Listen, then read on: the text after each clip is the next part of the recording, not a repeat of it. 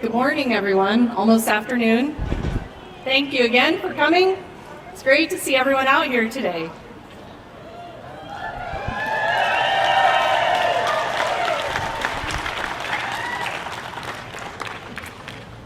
He's using our tax dollars to pay for his power grabs. President Trump is pouring public money into his authoritarian takeovers, sending federal forces into cities, seizing local control, and funding detention and deportation, while cutting the services for working families rely on every single day. Trump has sidelined other branches of government in an effort to consolidate power. But the American people, we've fought too hard for democracy to let it slip away. It's in our DNA to rise up against corruption and abuse of power.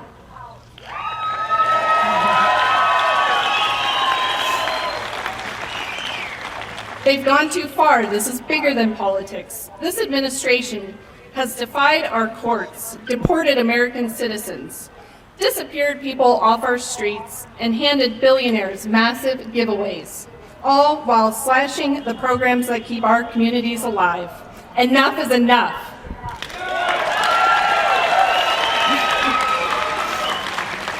We're standing against federal occupation of our cities, against attacks on our free speech and the First Amendment, against cruelty towards immigrant communities, against erasing our history, banning books, and silencing us, and attacks on transgender Americans, on our diversity, and on our democracy.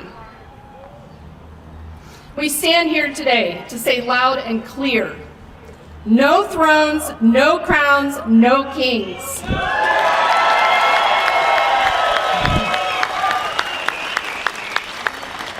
Because America belongs to all of us. And when we stand together, no one man can rule over the people.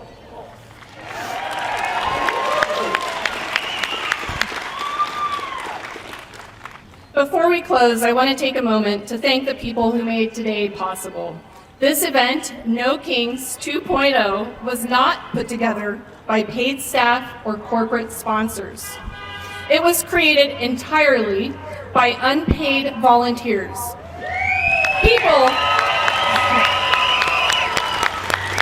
People who love this country enough to give their time, their energy, and their hearts to defend democracy. Let's give them a huge round of applause.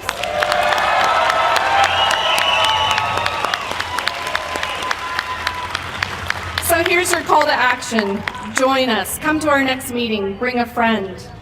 Follow us on Facebook, Instagram, and Blue Sky. Sign up for our mailing list. Donate if you can to help us keep organizing events like this. Volunteer with us. Register to vote. Help others register. Local elections matter now more than ever. Speak out, show up, and stay loud.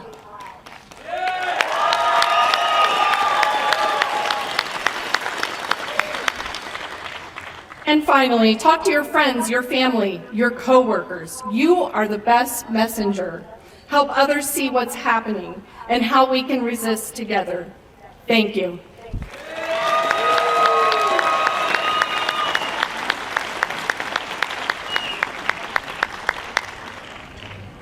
Okay, again, my name is Dennis. I'm also one of those unpaid volunteers to be here today.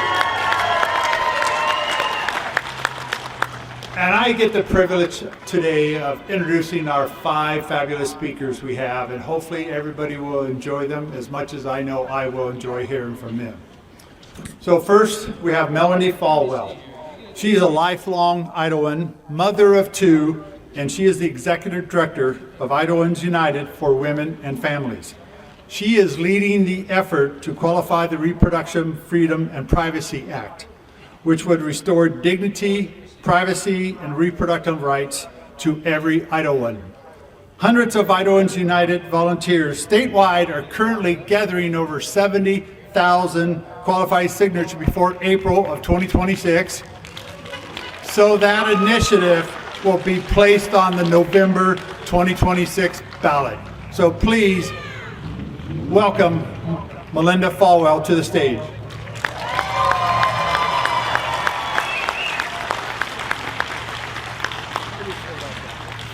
Sounds good. Thank you. Everybody, good morning, good day. I am so thrilled to be here today with you. Again, my name is Melanie Folwell. I have the great pleasure of being the Executive Director of Idahoans United, which is a statewide network of everyday Idahoans just like you, no matter what our opposition says about us, working day in and day out, most of us unpaid, to make sure that in Idaho, we can be restored to the standard of personal liberty, medical privacy, and basic human rights that we had for 50 years.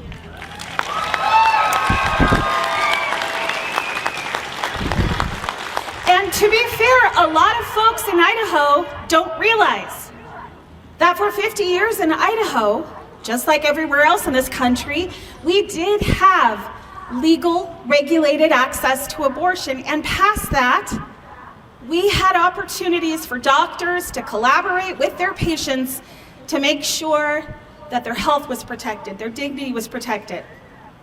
And that is gone. I want to be crystal clear, that is gone in Idaho. 3 years ago, following the Dobbs decision and the fall of Roe, how many folks are familiar with Idaho's trigger ban? So sitting on the shelf here in Idaho, as it was in red states across our country, there was a piece of legislation called a trigger ban, meaning that it would be triggered in the event that Roe fell, it would go into effect, and we would join the ranks of those with one of the most extreme abortion bans in the country. Our abortion ban does not have an exception for the health of the mother. Our abortion ban does not have an exception for a couple that goes in, gets their 20-week scan, gets heartbreaking news of a fatal fetal diagnosis, but they are not able to access the care that they could in Idaho for 5 decades. They're forced, sometimes on one of the worst days of their life, to make it harder, more dangerous, more expensive as they travel and leave the state, and more heartbreaking. And that, in a country that claims to value liberty above all else, is unacceptable and must be met with a proportional response.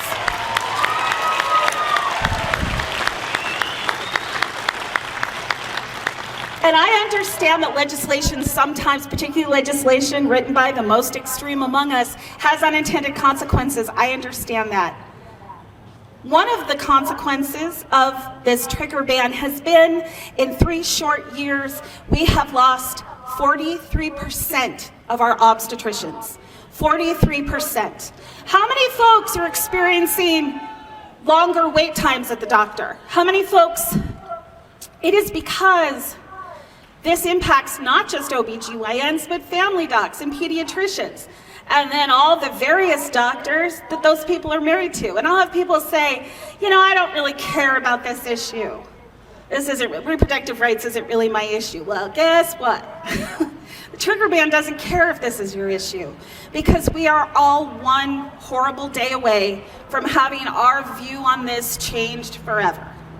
Moreover, we have seen in countries across the globe, as we creep towards authoritarianism, to extreme regimes, one of the first things to go is the bodily autonomy, dignity, and rights of women. And America is no different. So that is why we've all got to care.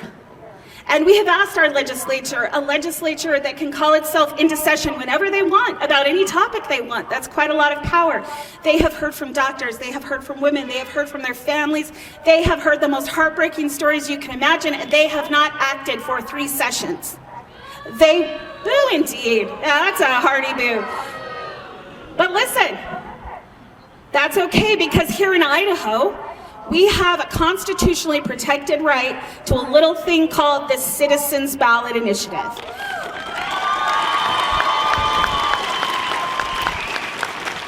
And that means when your lawmakers won't make the law you want to see, when your lawmakers won't stop driving doctors from our state, when our lawmakers will not remedy the fact that in Idaho we are dead last in the entire nation on doctors per capita.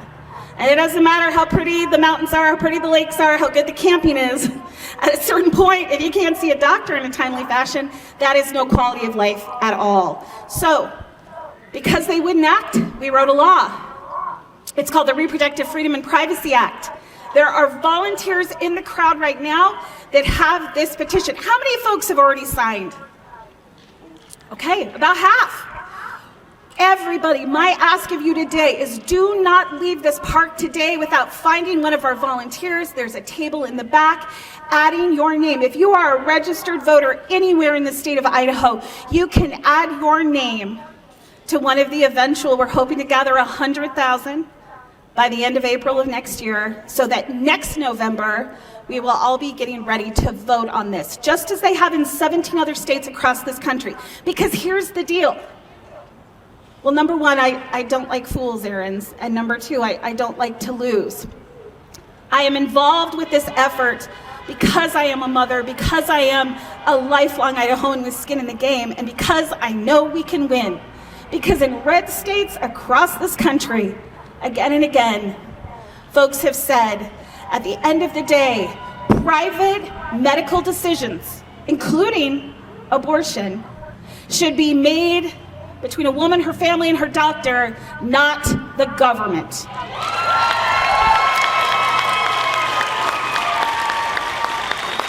And certainly not a government, certainly not a federal government, nor a state government with no respect for the most basic human rights and dignity of every individual. Absolutely not. So we can win this, folks. We can get this done. Our polling shows 69% of our fellow voting Idahoans say we may all have complex personal or strong beliefs about abortion access, but we ought not impose those on others. As Americans, as Idahoans, that is a strong majority. So today I am here to ask you, number one, sign this petition. You can come sign mine, or you can sign one of our amazing volunteers. Add your name to the roster. We are seeking today to tip over this legislative district we're in right now to qualification. We've got to gather 70,700 signatures from across the state. We're at about 35,000 signatures right now. We need yours. Additionally, we need you to carry a petition in your daily life. We all know 40 people. So right now we are asking everybody, visit backtaidaho.com. You can sign up to volunteer, sign up for our newsletter. Find ways to let other people who aren't here today know that they can add their name. And know that here in Idaho, there is no one coming to save us. And I want to be crystal clear about that. There is not going to be a federal election that changes our ban. There is not going to be a change to the Supreme Court in many of our lifetimes. But here in Idaho, when no one is coming to save us, we have the power to save ourselves via the initiative process.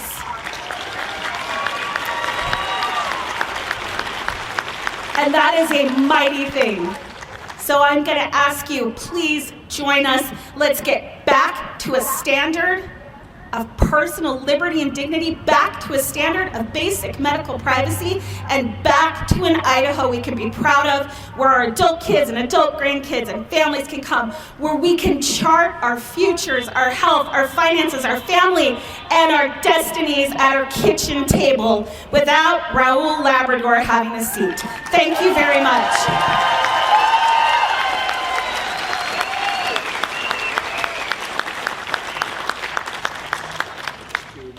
Thank you, Melanie, very much. I'm excited to introduce our second speaker, Jolene Crystal. Actually, Staff Sergeant Jolene Crystal was born and raised in the Magic Valley.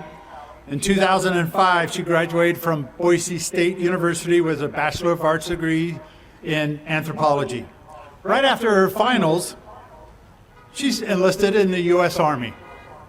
Served as a U.S. Army 37th F Psychological Operations Soldier from 2005 until her medical retirement in 2014. In 2017, Jolene graduated from law school in Greensboro, North Carolina. She is licensed to practice in Idaho, Minnesota, and the Shoshone-Bannock Tribal Court, with a focus on criminal law and treatment courts. Jolene also volunteers with nonprofits supporting mental health access and breast cancer research. At home, she enjoys gardening, resin art, and skiing with her family. Please welcome Jolene Crystal.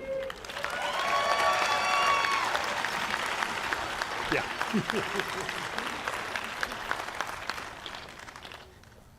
Good afternoon. Thank you all for being here. It's a much bigger crowd than I expected, and that makes me so happy. I'm going to start with honesty. As of last week, I had a safe speech prepared. It was polished, and it was polite, and it was HR approved.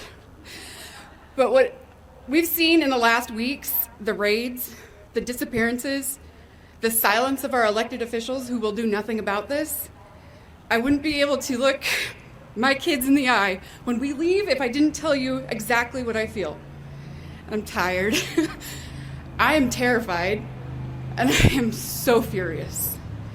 I'm so tired. I've already fought in one war for this country, in a literal war zone. I've already fought in one war for this country, in a literal war zone.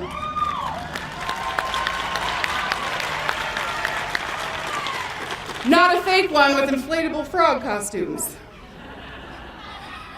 I was lucky enough to be one of the ones that came home, physically anyway, with the same team that I left with. I fought through the years after that war, when we lost more of our sisters and brothers to addiction and suicide than we ever did to IEDs. I fought through life-altering medical diagnoses from the things I was exposed to in Iraq. And I fought through unimaginable personal betrayals by those that I thought loved me, that redefined who I am as a person. And all I want in this life is to never again have to fight or stand up and speak in protest. I want to retire in a little house on a beach and make art and crazy bread recipes and watch my children grow up safe and happy. But I don't think that peace is in the cards for me right now. Not when we see the direction this country is going in. So I stand here today before you not as a representative of the Army. I don't represent the VA. I don't represent any of the bar associations I belong to.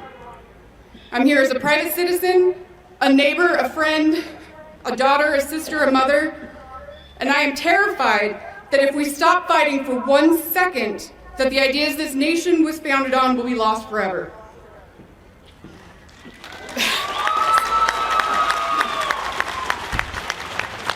In the last 20 years, I have sworn to protect the Constitution 9 times. During at least half of those, I knew that defense could include my life. But not once in those 9 ceremonies did I swear to support or swear an oath to a king.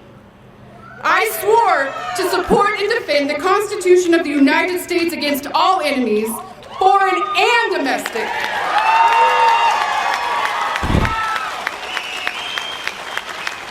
General Mark Milley said, "We don't take an oath to a country. We don't take an oath to a tribe. We don't take an oath to a religion. We don't take an oath to a king or a queen or a tyrant or a dictator. And we sure don't take an oath to a wannabe dictator. We take an oath to the Constitution."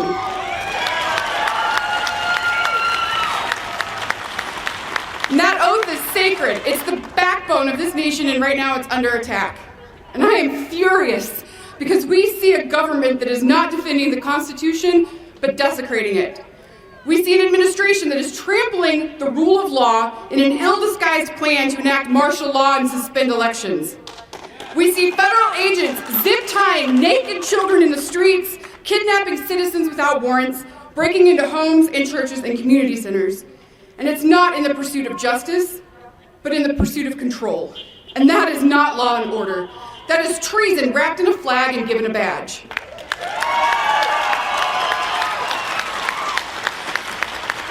The 5th and the 14th Amendments are crystal clear. No person shall be deprived of life, liberty, or property without due process of law.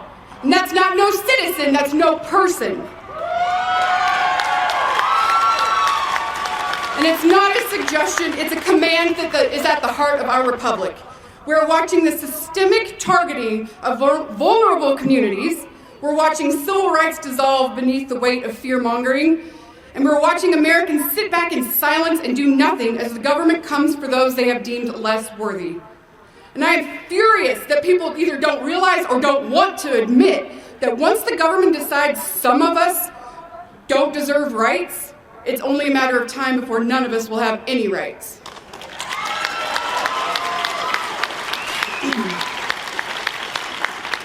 Einstein said the world will not be destroyed by those who do evil, but by those who watch them without doing anything. And I have seen the consequences of that silence, and I refuse to be silent now, because silence is complicity, and complicity is betrayal. Our democracy is not self-sustaining. It depends on people like you and me, and even the ones that don't agree with what we think, having the courage to speak up, to protest, to fight for justice, regardless of their political affiliation. If we want leaders who respect the Constitution, we must demand it. If we want policies rooted in justice, we must fight for them.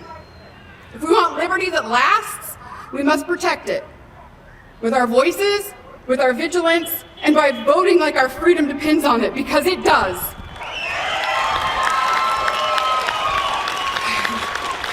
Freedom doesn't die in one drastic moment. It dies slowly, rotting from within, as people grow comfortable, apathetic, and uninformed. And look around. We're already there. We are already losing freedoms. Not through war, but through indifference. Through people shrugging their shoulders and saying, I don't do politics. And through people waiting for somebody else to fix it. This country does not belong to billionaires. It doesn't belong to felons in poorly tailored suits. It absolutely does not belong to wannabe dictators who crave a crown. It belongs to us, the people, and the people have the power, and it's about goddamn time we started acting like it.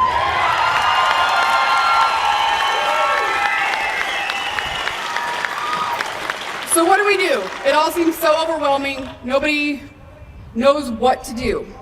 Well, we get informed, we get engaged, and we speak our truth. We organize and we protest, and we resist, and we get in good trouble. Because community has always been the best weapon against fascism. When I deployed to Iraq, I saw what happens when governments stop pretending to value justice. When leaders decide that some people deserve rights and others do not. I saw up close what happens to women and girls when power goes unchecked in a war zone. And it has become glaringly obvious that those who seek to sit on a throne of dictatorship by clamoring for war have never fucking seen it.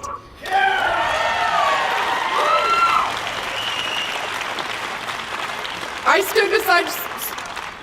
stood beside soldiers, airmen, Marines, sailors who took the same oath I did, and a lot of them never came home.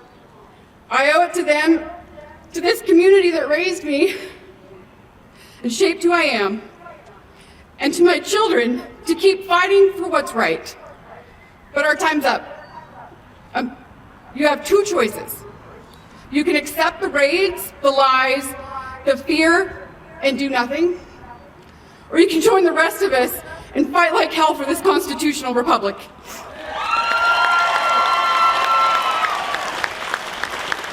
To our Constitution, I will always pledge allegiance, but to those who seek to destroy it, I pledge a grievance.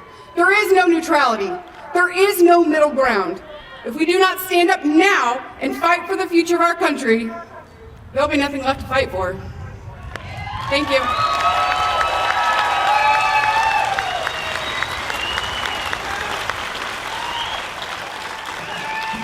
Wow, wasn't that great? Yeah. Woo.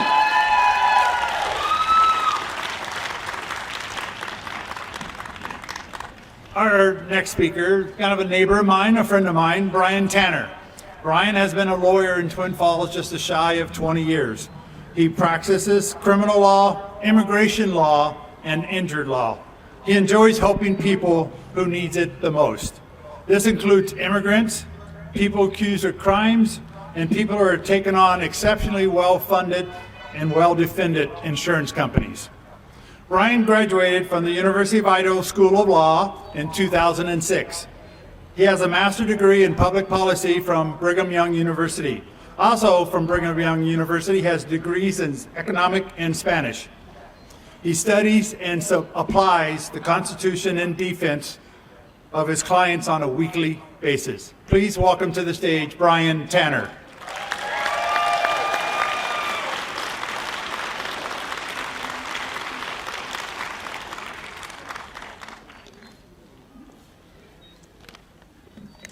So Dennis came to my office a couple weeks ago. As he mentioned, we are neighbors. We've been friends for years. And he asked me to speak, and I was pretty hesitant about volunteering. I just want to tell you why I am here today. In my family, we grew up believing that the Constitution is a sacred document. We grew up believing that our rights don't come from a single person. They come from God. And I've never in my life felt that I would be in this place, that the Constitution actually would be under threat. And it is under threat. So I want to talk today about what is going on in the immigration world. I want to talk to you about my perspective as an immigration advocate regarding January 6th. And I want to give just a couple pieces of advice that we can all do, easy things we can do to preserve democracy in this country. So what is happening with immigration? So that's a tough question. So immigration is changing daily, and it's very hard to stay on top of. But essentially what has happened is the government right now is deporting anyone that they can find. So in the past 20 years, if you committed a crime, you were a priority for deportation. That's not the case now. If you are caught, then you will be deported. And no longer do immigrants have the option of bond. So before they had that option, that's no longer the case unless you can get what's called a habeas petition quickly to district court. We cannot help you stay here. So I talked to a lady yesterday. Her significant other is in jail. She's taking care of kids by herself. She's wondering how she's going to survive.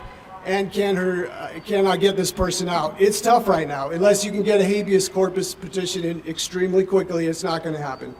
So I just want to say that nothing has changed in regards to immigrants. I feel like they've been picked on, but nothing has really changed. I feel like they're considered worthless criminals. That is not the case. They get up at 4 o'clock every morning. They work on dairies.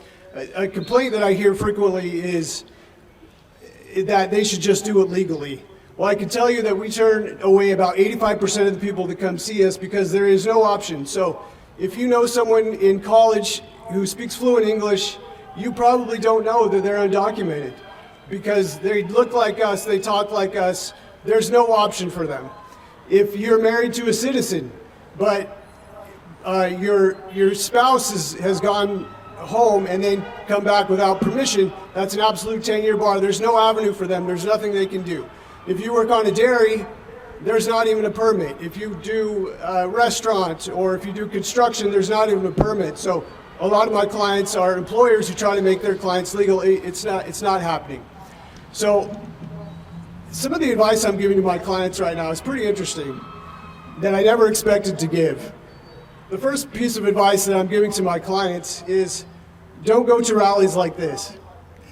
I was actually hoping to see some of my Hispanic friends. I don't see them today, but we all know about the cases of Momad Khalil. These are protesters at universities in the East. They were detained by the current administration, and Momad Khalil, he was ordered removed and deported from the country last year. So he was exercising his right as a legal permanent resident to protest, and he was detained for it. This last week, those people who have permits to be here or have visas, if they made comments online about Charlie Kirk, those visas have been denied. So it's dangerous to exercise your First Amendment right to assembly and free speech right now. That is under threat. The second advice I'm giving to my clients, and I have a long list here, I think I have a timer up front. is to not get a tattoo. So, as you've read in the news, hundreds of people from El Salvador were picked up by the administration, and this wasn't being deported, this was being detained indefinitely and sent to foreign prisons without the right of bond. Why did that happen? Because they were labeled invaders under the Alien Enemies Act, and so they were picked up. But the big thing I want you to understand is none of these people had a hearing. We don't know if any of these people were invaders. They didn't have criminal records, but what they did have was tattoos. So one person I'd like to mention, his name is Jersey Reyes Barrios. He was one that was picked up and sent to El Cicat prison in El Salvador. He's a 36-year-old former professional soccer player without any kind of criminal record from Venezuela, who sought asylum in the United States after being tortured by government officials in his home country. The government flagged him, among many others, because of a tattoo of a crown of a rosary over a soccer ball. He was shipped to El Cicat prison. Now, if this doesn't sound serious to you, ask yourselves, how would you feel if you were detained without the option of bond and sent to a foreign prison without a hearing? Does that happen in America? Can you believe that? That is what has happened.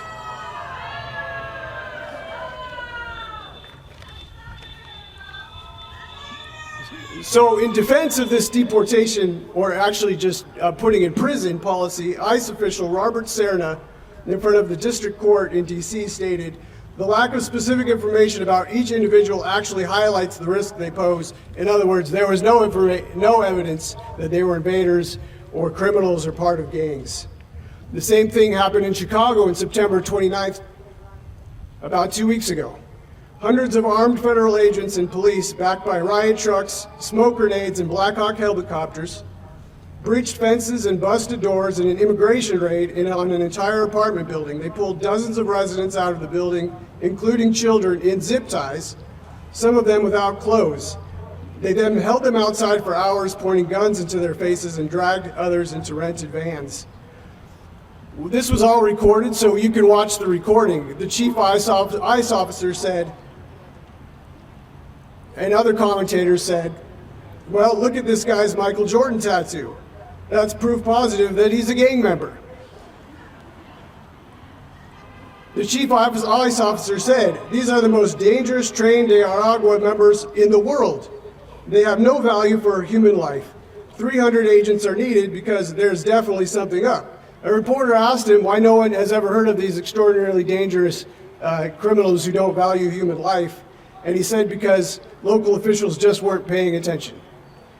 In other words, there was absolutely no evidence, and we saw these people being pulled out. One started crying. These are kids in t-shirts that have tattoos.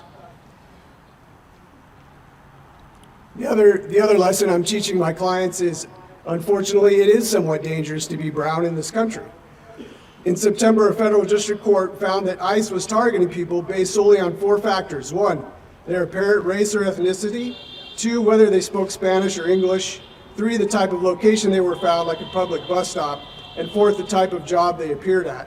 The court found that these factors did not satisfy the Fourth Amendment requirement that people should only be stopped by law enforcement if there is reasonable suspicion of wrongdoing. Unfortunately, there was an injunction, but the Supreme Court stayed that injunction, which led to the raids in Chicago.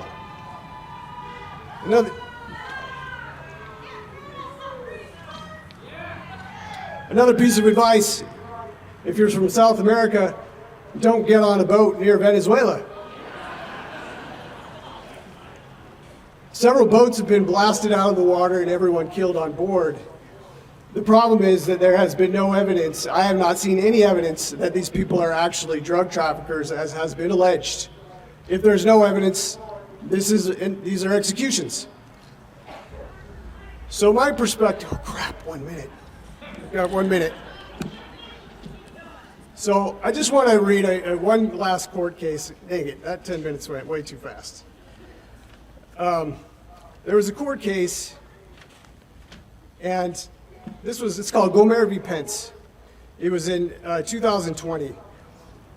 Basically, they were trying to have Mike Pence decide the election. This is what the court said. It said, plaintiffs Republicans filed this lawsuit alleging that there are now competing slates of electors from the contested states, and that the Vice President has the exclusive authority and sole discretion to determine which electoral votes should count. So in other words, if Mike Pence gets to pick the winner despite the actual votes, that is the end of democracy.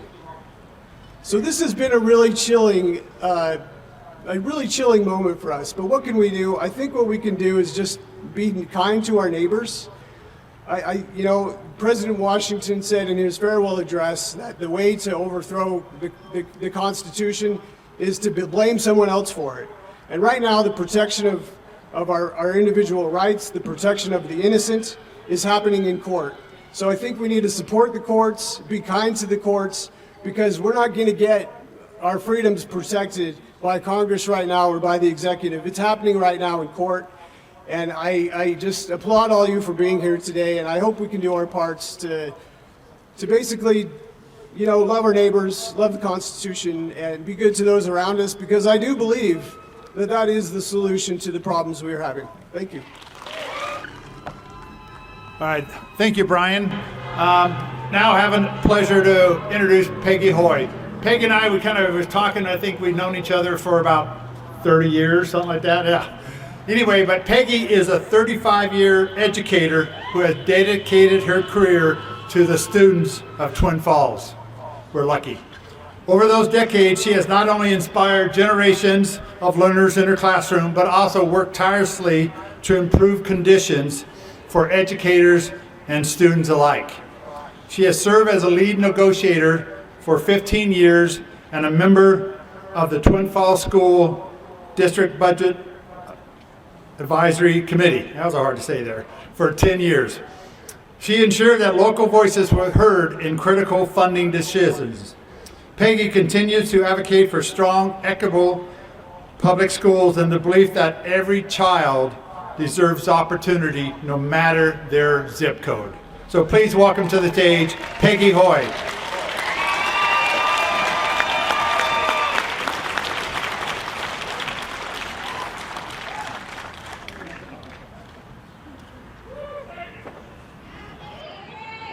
Good afternoon. Thanks, Dennis, for that nice welcome.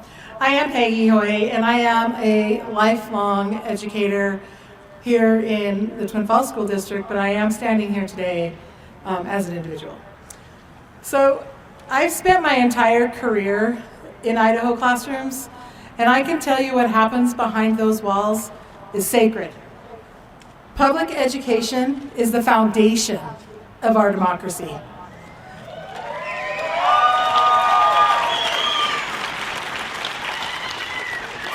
Throughout my career, I've watched generations of students walk through our doors filled with curiosity, hope, and determination. And I've seen the challenges they face, challenges too often that are shaped by how our state and federal government fund education. And that's why I'm honored to be here today for No Kings, to share how decisions that are made in DC are hurting students right here in the Magic Valley. No Kings is built on a simple belief. Power belongs with the people, not with the powerful few. And that includes our public schools. There should be no kings deciding which children get a fully funded education and which are left behind. No kings choosing profits over students. No kings rewriting Idaho's future from boardrooms or political backrooms. When I first began teaching, I was struck by the incredible pride and community in our schools, and that hasn't changed. Twin Falls families, they still fill the gyms, they still pack the stands, they rally behind their schools because they believe in our kids. What has changed are the resources that we've been given to meet our students' needs. Budgets have tightened, programs have disappeared, and class sizes have grown. Because year after year, education funding hasn't matched the rising needs of our students or the promise that we make to every child. Our families, our teachers, and our neighbors believe in our kids, and it's time that our elected leaders match that belief with action. Over the past 6 years, I've had the pleasure of traveling to Washington, D.C. to represent Idaho educators on Capitol Hill. I meet with our congressional delegation and advocated for the needs of our students in our schools. And so many times during those conversations with lawmakers, I'm reminded of the faces of my former students, the real children behind the policies that are being debated. One student sticks with me. I'll call him Ethan. He came to school hungry every day. It wasn't his fault. His family was doing their best to just stay afloat. And too often, that meant fewer meals at home. And we all know this truth. Our kids can't learn when they're hungry. So fortunately, the federally funded free and reduced lunch program kept Ethan going. So last spring, when I was on Capitol Hill listening to lawmakers defend cuts to that program, I couldn't help but think of Ethan and so many like him.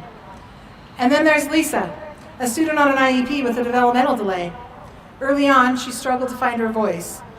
But with the consistent care and support of her teachers and her paraprofessionals, Lisa learned to communicate, build friendships, and succeed academically. By the time she reached my 6th grade math classroom, she was eager to learn, and she was excited about fractions. If you've ever been in a middle school math classroom, you know that right there is success. The supports Lisa and so many other students on an IEP received, they're not luxuries. They're requirements under the Individuals with Disabilities in Education Act. That ensures students like Lisa have the services that they need to learn and thrive.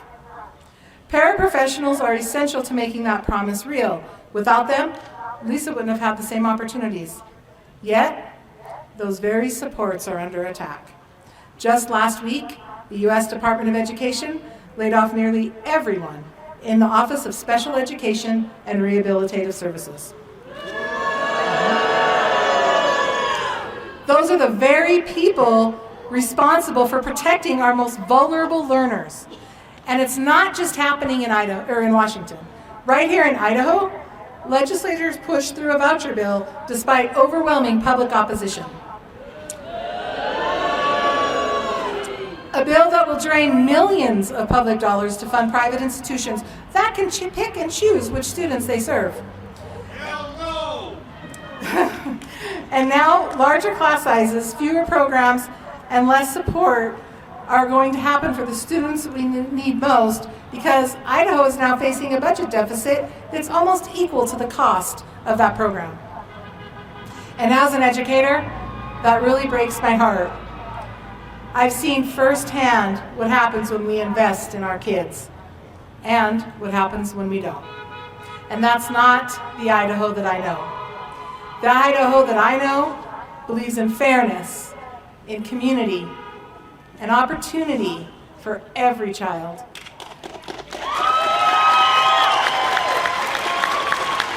Definitely not just for the students that can afford it. At the heart of every policy debate are real students like Ethan and Lisa. Kids who just want a fair shot and the support to reach their potential. And when those supports are threatened, it's not just students who are left struggling. It's the educators who stand beside them every day. We cannot continue asking educators to do more with less while those in power play politics with our children's futures.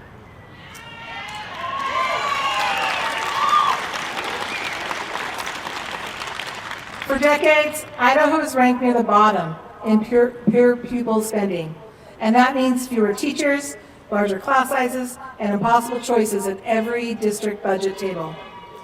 And as Dennis said, I've sat in those meetings where every dollar is stretched to meet the needs of our students and our staff. And I can tell you that when educators, parents, community members come together to make those decisions, our students thrive. And hope grows right alongside them. And that's what No King celebrates, the promise that no single person, no politician, no corporate donor should have the final say over our children's future.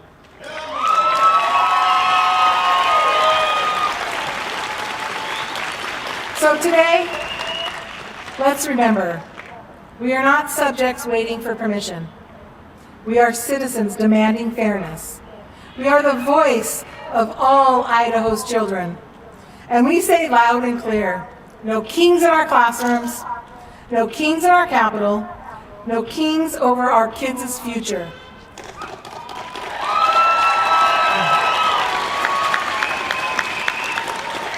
So I'm going to finish with an ask. In Idaho, the power still belongs to the people, but only if we use it.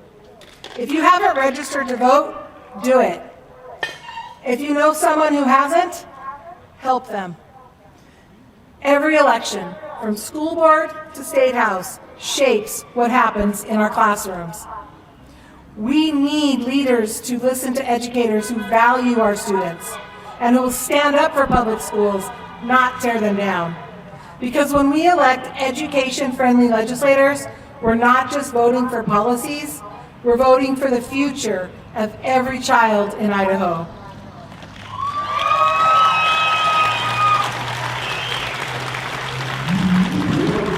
Our students can't vote yet, but we can. And when we show up together, we can make sure that their voices are heard. Thank you.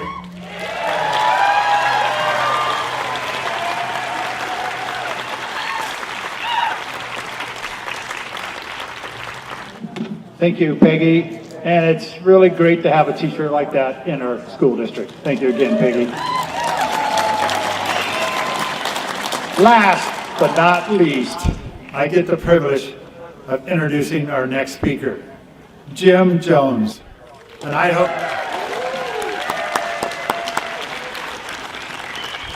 native and a decorated U.S. Army veteran of the Vietnam War.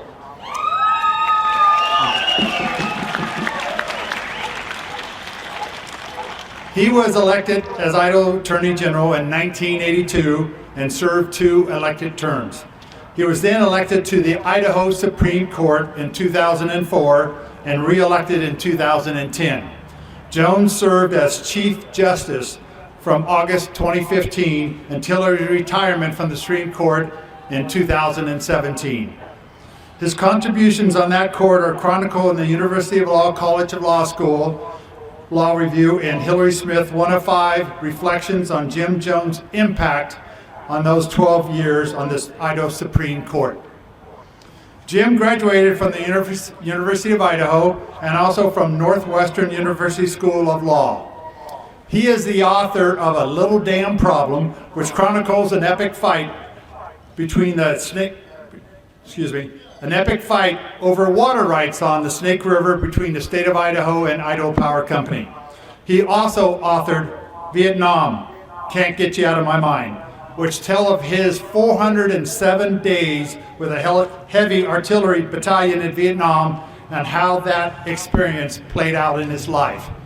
It is my honor to introduce the Honorable Jim Jones.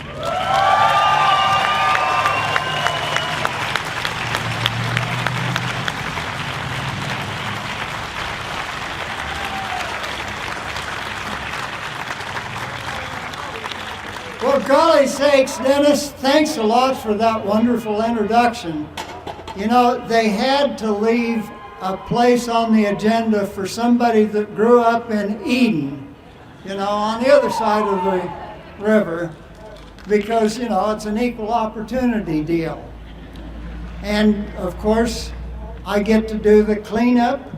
I'm kind of like that guy that goes behind the horse parade and cleans up. So that's my part on the agenda here. I would like to see a show of hands.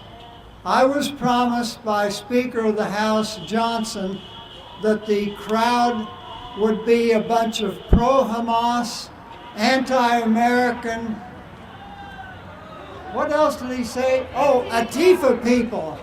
Would you please raise your hand if you're part of that group? Well, we've got a couple down here. So, anyway, I think that the wannabe president and king, Bone Spurs Trump, was misinformed. I think I see a wonderful group of patriotic Americans who believe in the Constitution.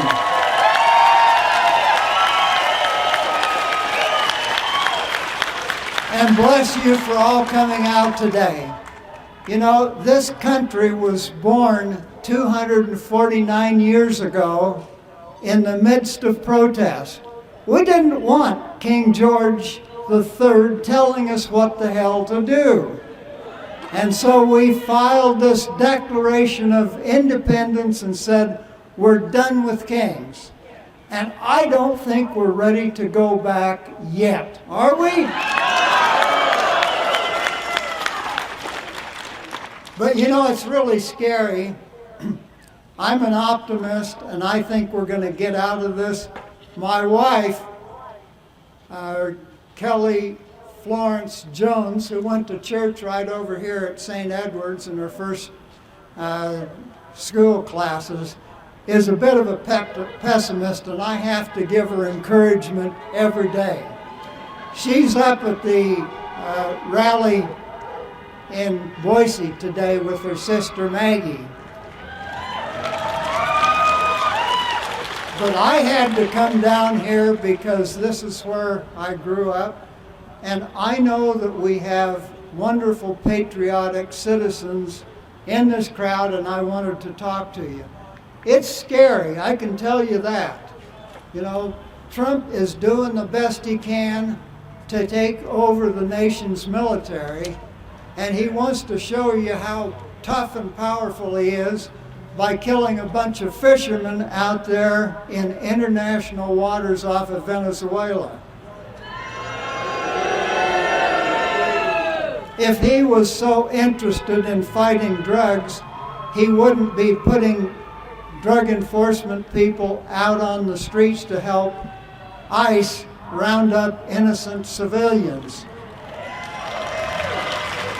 If he was so interested in fighting drugs, he wouldn't have pardoned one of the guys who ran Silk Roads, the most prolific drug abuse seller in the United States. So, I wrote a column recently about his address, shall we call it, to the 800 generals. He was trying to get those people scared of him, and I don't think it's going to work. The nation's military understands that you have to learn from the Germans during the Second World War and not follow an unlawful order. Did you see that the admiral running the southern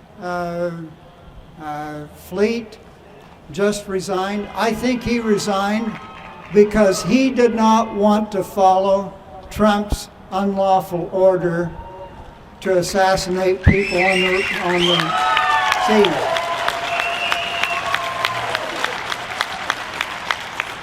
I think he's using the military to kind of get things warmed up for those 10,000 ICE agents that the big, beautiful billionaires bill is funding. Those people will be his brown shirt stormtroopers.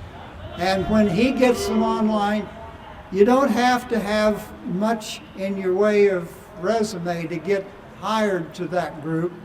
And not so much to get that $50,000 signing bonus, but you have to be a thug, and you have to be willing to pledge undying loyalty to Donald J. Trump. And they're building a massive database. They just let some contracts for a wide variety of intrusive measures that are going to affect every person in this country. You're all going to be in that database, your Social Security information, your IRS information, and it's basically a means of intimidating the American population. I mean, there are lots of things in the works that he is trying to get done to intimidate and take control of this country, to take control of the media. All of his billionaire buddies are taking over media outlets, CBS News. They're intimidating the rest of them, and they are going to be coming after you. We don't have a lot of billionaires who are willing to stand up, even those who have in the past been supportive of democracy are afraid of him now. So what do we have to do? We have to have patriots like you here in this audience and people you know who will stand up. We need to elect people that won't be lickspittles for Donald Trump.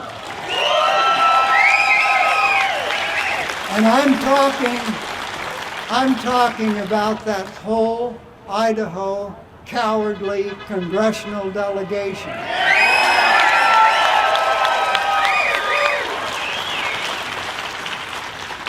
If we can beat these people at the polls in the midterm elections, and I think we can do it here in Idaho as well as across the country. If we can beat them in the House races and in the Senate races, we can put a stop to this. Trump will be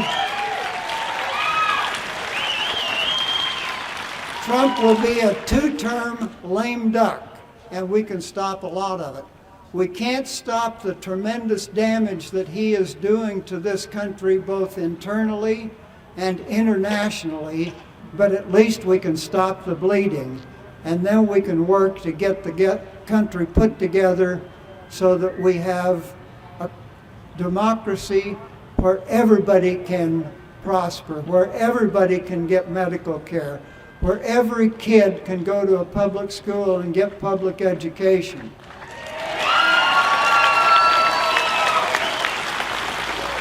And so this is where it starts. Let's keep at it, my friends.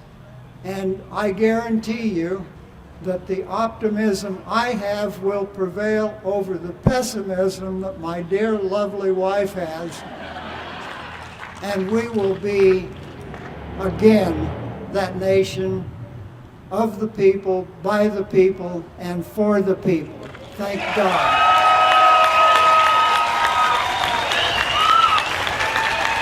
Bless you all.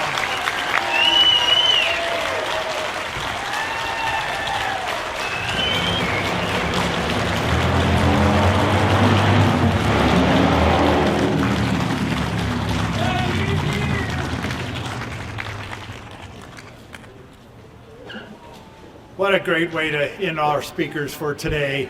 So, what we can do now, like we planned, we're going to take our little group here. You can demonstrate along Shoshone Street between 6th Avenue and 4th Avenue. A couple of reminders: no engagement.